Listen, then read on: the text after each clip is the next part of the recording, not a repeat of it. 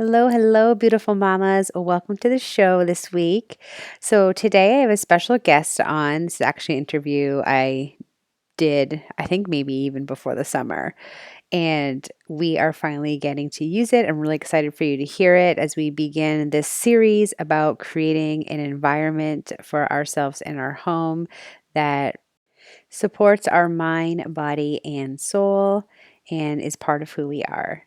So, without further ado, let's listen in. Thanks for listening in today. Today we have Lacey from Luna Bella Bracelets with us on the show, and she's going to talk all things crystals with us. So, welcome to the show, Lacey. Thank you, Michelle, so much for having me. I'm excited to be here to chat with you and connect with your audience today. Well, I am super excited to learn all things crystals. So let's roll Good. into it. So, can you start by just telling us your story, kind of like what you're doing, how everything you're doing got started? Absolutely. For starters, I create essential oil diffuser bracelets that combine the use of aromatherapy with natural stones, and that gives the added benefit of crystal healing. My business is relatively new. I started in November of 2020. Not sure if that was the best year to start a business, but here we are. Prior to that, I had been in the legal field for over 10 years. And when the pandemic began, I was laid off. And that did give me the opportunity to be home with my kiddos a little more. Um, that was both a good and a I don't know if I want to say bad, but I kind of belong in the workplace. It's a new challenge. It is a new challenge that so many mothers, every mother has had to deal with, I think. Anyway, so during that time, I discovered Reiki, which is a form of energy healing. That led me to crystal healing, which I found to be really fascinating. So from there, I found a way to combine crystals with aromatherapy through these bracelets. Wow, that's amazing. So, do you still do Reiki? Does that have anything to do with Luna Bella bracelets? I don't do it quite as much. I do it on myself and I do it with my children, but I've not yet ventured out to doing it on clients. I could. I am at that level, which I could, but I just have found this new path and I've been focusing all my energy on this for now. Yeah, that's great. So maybe that's for another day because I am fascinated by Reiki too. It is really a fascinating thing and I loved learning it and I still love doing it. So, yeah. Yeah, I'm all about anything that's has to do with the energy. It's just so interesting to me. It is. It really is. So, how did you learn about crystals? Um, well, honestly, I feel like I'm also pretty new to it. However, there's so much to learn. And I have been reading a lot of books. I follow a lot of people on Instagram that I have become friends with, and they've taught me along the way. And yeah, a lot of internet research, I guess you could say. And there's so much to know. There's so many different crystals out there to learn about. And there's always something new to find on them. Yeah, that yeah, I mean there's always more to learn. Like it's impossible to know it all. So, you did you kind of come up with the idea to mix the crystals with the oils, or did you find that in your research? Like how did that come about? Honestly, I did find that in my research. I have been using essential oils for a very long time, and I did not know about this way of using the aromatherapy in a bracelet until I came across the idea somewhere. I'm not quite sure, somewhere along the line. And I found these beads and I'm like, wow, you can put essential oils in these. That's really great. Oh, look, they make crystal beads as well. And I know I'm not the one to come up with the idea. I'm not I feel like I'm sort of reinventing the wheel in my own way Mhm. with my own designs, and other people have their designs. So yeah, I guess I'm not the first one to come up with the idea, but everyone has their own spin on Yeah. how they do it. Yeah, definitely. So what's different about yours is that they're your designs, they're yours, and you're putting them out there. So I think that's Yep. great. Like any jewelry maker. That's just how it works. Going into the crystals a little bit more. How can crystals be used? Oh, there are so many ways that you can use crystals. I'm just going to do a very high level overview first of how they work. So our bodies are made up of energy, as are crystals, and we all have our own frequency, as do they. When you're using a crystal or you have a crystal nearby, the energies converge together, and the crystals then work with our body's energy to bring the healing benefits of that specific crystal to our body. So obviously, my favorite way to use them is wearing them because they are always with me on my wrist. But you can also keep them in your pocket. Women can store them in your bra throughout the day. Some people use them in their bath. You can sit with them and set an intention. You can use them in meditation if you do that, which I highly recommend. It's like a life changer. It was a life changer for me. You can use them during a Reiki session or for even for decoration in your house. Wow. So I didn't know you could use them for all of those things. Yes, there's a lot.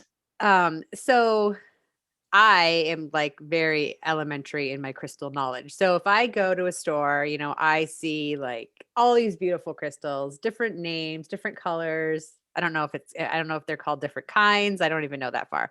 But Mhm. so how do I know which crystal I should grab for me? Yes, excuse me. There are a couple of different ways you can do that. If you feel like you have a gravitation towards any particular crystal, whether it be the color, how it looks, that is you using your intuition to pick out the crystal. And that likely means that your frequencies are going to work very well together. That could be that whatever property that specific crystal has is probably something that you need at that time in your life. And that might not be always the case, but for me, I gravitate towards colors a lot. And otherwise it could be the shape of it, it could be the, like I said, the color. Or another way that you could do it is if you feel like you need stress relief or you need help sleeping, you can go online and find what crystal has those properties, and then you can seek out that crystal, whether Oh, it be buying it online or going to a shop that has crystals for sale, that sort of thing. oh, okay. That's so interesting. Like, are there fake crystals like online? Is that a thing? Like, if people like Yes, do a it search, like, and they come up with, I don't know, how do they know that what they buy online is like a legit crystal? that's the problem. There really isn't a way to know that. Um, I'm doing a post right now on a crystal called howlite, and it's white and with a little bit of gray marbling. So I think a lot of people think it's marble. But people dye those and call them something else. So people might put in a turquoise dye and then pass it off as turquoise, which it Okay. isn't. So it might still really be a crystal. It's just not the crystal that you're thinking that you're buying. Um, there are just a lot of ways to dye them, and whether they might call it the same thing, like aventurine, there's blue aventurine, there's green, there's all kinds of different colors, but you might not find some of those colors in nature. Is there like a trusted site or two that you would suggest so people can purchase crystals? Or do you suggest literally going to like, I mean, even where I live is the middle of nowhere and there's shops around here that sell crystals. So I would assume that most Mhm. people have the ability to go to a shop and buy crystals. So is that what you would really suggest versus purchasing it online? Yeah, yes, I would recommend probably doing that. Most likely the shops are going to get the crystals from a wholesaler, Mhm. and these wholesalers probably get them either from a trusted source or your shop will get them from, there's a couple of different crystal shows throughout the year and those are trusted sources. But the average person isn't going to travel to Arizona or travel to Colorado if they live in Maine just to get a few crystals, and those are more wholesale. So your shops are probably going to be a better source to get them than online, because I mean, either way, you just never really know, unfortunately. Yeah. It's like it's the same with essential oils, right? You can get very nitty-gritty with where you buy essential oils, and they can be adulterated and this added and that taken away and all this kind of stuff. So, sounds like it's very similar to that. So you just sounds like you Yes. need to do your research and kind of figure that out on your own. So, lastly, I just want to ask specifically, like, how do you suggest that people can use crystals in their home, um, Mhm. not only for like decor purposes, but is there certain crystals or something that you can do in your bedroom to relax, or in your living room to, I don't know, create focus, or I probably should have said your office to create focus. So, like, do you Mhm. have any suggestions as far as that goes? Yes, I do. And actually, the best way to use them in your home is through decoration. A lot of people will have one, two, or several crystals in their collection in their home. They should be set in places where your energy comes and goes, like doorways, windows, even by your sink. And to some people, they're like plants, they're decorations. And once you know what the crystal is used for and you've set the intention for the crystal, you know that, say, glancing at your amethyst crystal will remind you about stress relief. And that can be really powerful, especially when you might have little ones running around and they stress you out. So even just glancing at that crystal might just remind you that it's there to help you relieve your stress. And it might work, it might not. That's why I love wearing them every day, because it's easy to look down at my bracelet and be and have maybe some stress relief as my child is throwing a tantrum or giving me a hard time. Yeah, yeah, definitely. Those are great tips. So what would you put it by the sink for? So putting it by the sink, if you have a window by your sink, this might be more information that we need to know, but crystals, they take in our energy. They take in the energy of people around us. And with that energy, they get full, so to speak, and they need to be cleansed of that energy. And if you have a window by your sink, crystals, they can be cleansed by putting them in the light of a full moon. And that might sound a little woo woo, I guess, to some people. But if they're in the moonlight overnight during a full moon, then they're cleansed. And you do want to do a little research on the crystals that you get, because some of them should not be in sunlight for an extended period of time. Some crystals you can put into water and some you can't, and some are soft and some are hard. So depending on the crystal that you buy, you do want to do your research on what is specific to them, and the care instructions that are specific to each crystal. Wow. I This is so fascinating. I did not know any of these things. So, thank you so much for coming on and sharing this. I think this has been really helpful and a great place to start to learn about crystals if you're interested in going that route. Can you tell people where they could find you on social media or your website or wherever you want them to find you?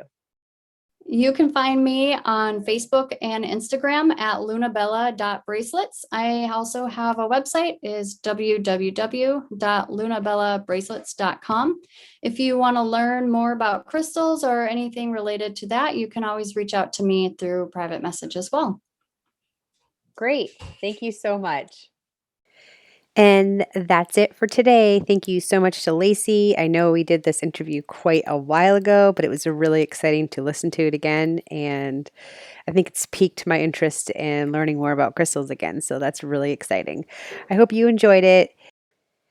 I hope that you learned something today. And if you didn't know much about crystals, maybe your interest has also been piqued and you can start looking into that more. And also starting to look around your home to start realizing the spaces that maybe you can incorporate things like crystals and oils and diffusers to really help create an environment for yourself in whatever goal you have at the time. If you're working, maybe you need some focus, or if you're just relaxing, maybe you want to help relaxing, you could have a crystal or some oils going. So start really thinking about how you can incorporate things like that into your home. I hope you listen in next week for the next episode of this series of how we are creating an environment for ourselves and our family, a nice toxic free clean environment that helps raise our vibration and connect with whatever source energy that you connect with, and just really making your home part of who you are. So I hope you enjoy. If you have, please leave me a review. I really appreciate it on Apple Podcast, and we'll see you next week. Thanks for listening.